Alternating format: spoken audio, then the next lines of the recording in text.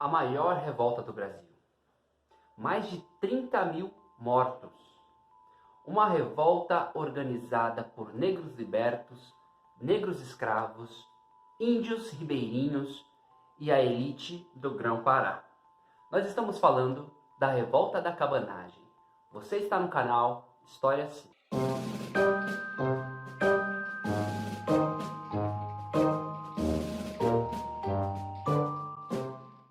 Se inscreve aí no nosso canal para poder acompanhar nossos vídeos. Trataremos sobre os temas de história. Ative o sininho para você poder receber nossas notificações. Dá uma joinha aí embaixo, pode comentar bastante para a gente poder melhorar um pouco essa estrutura do canal. Pois bem, vamos lá. Essa é mais uma das revoltas que ocorreram durante o período de regência do Brasil. Nós já falamos aqui sobre 3 dessas revoltas. Falamos sobre a revolta dos farrapos, falamos sobre a revolta da Sabinada e falamos sobre a revolta dos malês. Hoje falaremos sobre a revolta da cabanagem. Fica faltando apenas a revolta da balaiada. Pois bem, essa revolta recebeu esse nome, revolta da cabanagem, porque os principais revoltosos que participaram desse movimento moravam em cabanas, nas beiras dos rios. Os motivos dessas revoltas eram de acordo com o interesse de cada classe social, de cada grupo que se organizava.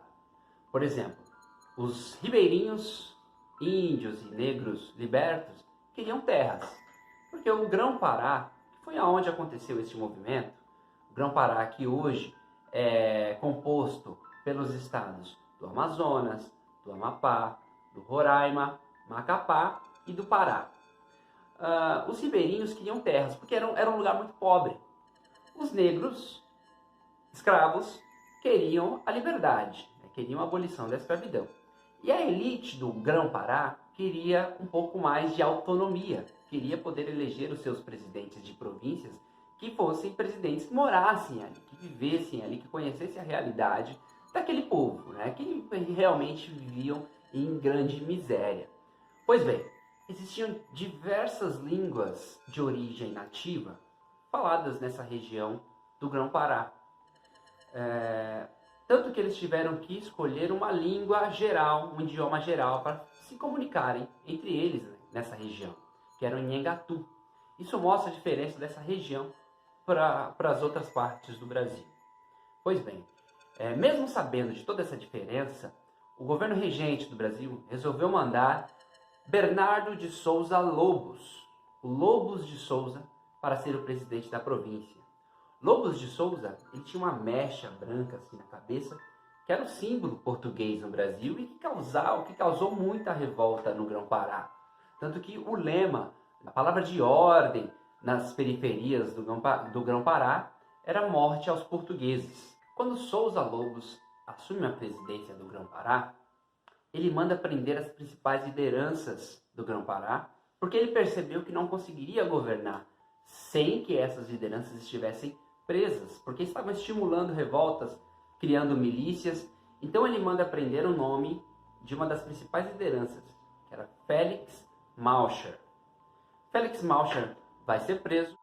O primeiro jornal do Grão-Pará, um jornal chamado O Paraense, que tinha como o seu presidente o jornalista chamado João Batista Gonçalves Campos, ele vai começar a publicar no seu jornal milhares de notícias contra o presidente da província, tanto que ele tem que se esconder na fazenda de Félix Malcher, que estava preso.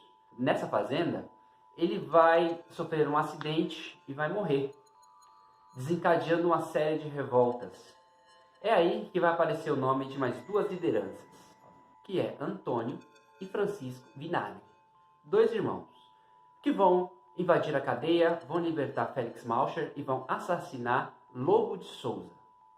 É aí que começa então a República do Grão-Pará. Então Félix Malcher se torna o presidente então, da República do Grão-Pará. E ele vai colocar Francisco Vinagre como comandante da armada da província, que até então acabara de se tornar então uma república. Pois bem, assim que Félix Malcher assume o poder, ele vai exigir que os revoltosos devolvam as armas expropriadas durante a revolta. E também vai exigir o retorno ao trabalho para tentar acalmar as massas. Isso não vai ser aceito principalmente pelos negros, que queriam o fim da escravidão. Vamos lembrar que a elite paraense do Grão-Pará, ao qual Félix Malcher fazia parte, queria apenas ter um pouco mais de participação na política do Brasil. Não era isso que as classes populares queriam. Félix Malcher vai ficar apenas 40 dias no governo, vai acabar brigando com o chefe da armada, o comandante das armadas, Francisco Vinagre, e aí que vai surgir uma outra liderança, chamada Eduardo Angelim. Eduardo Angelim, ele vai prender, vai assassinar Félix Malcher, e aí Francisco Vinagre assume agora o governo do Grão-Pará. Esse governo também vai durar apenas 6 meses. Veja bem o quanto é difícil conter uma revolução ou uma revolta, né? Então, durante esses 6 meses que Francisco Vinagre ficou no poder, ele também pertencia à elite, ele defendia os interesses da elite do Grão-Pará, e aí ele vai reconhecer o governo regente. Ele não vai querer virar uma república, ele vai reconhecer o governo regente e vai esperar ordens vindo do governo regente. Também não era isso que as classes populares queriam. Outra liderança importante também vai aparecer na revolta da cabanagem, que é o governador de Cametá, chamado Ângelo Custódio. Ângelo Custódio, que era governador por direito de Cametá, Cametá era reduto dos anticabanos, né, das pessoas, a cidade que não gostava da revolta que estava acontecendo no Grão-Pará. Ele manda prender então Francisco Vinagre, que aí vão lutar, e no meio da luta ele vai tomar um tiro na cabeça. Então Francisco Vinagre toma um tiro na cabeça, morre, e aí um outro homem chamado Eduardo Angelim vai assumir a presidência do Grão-Pará.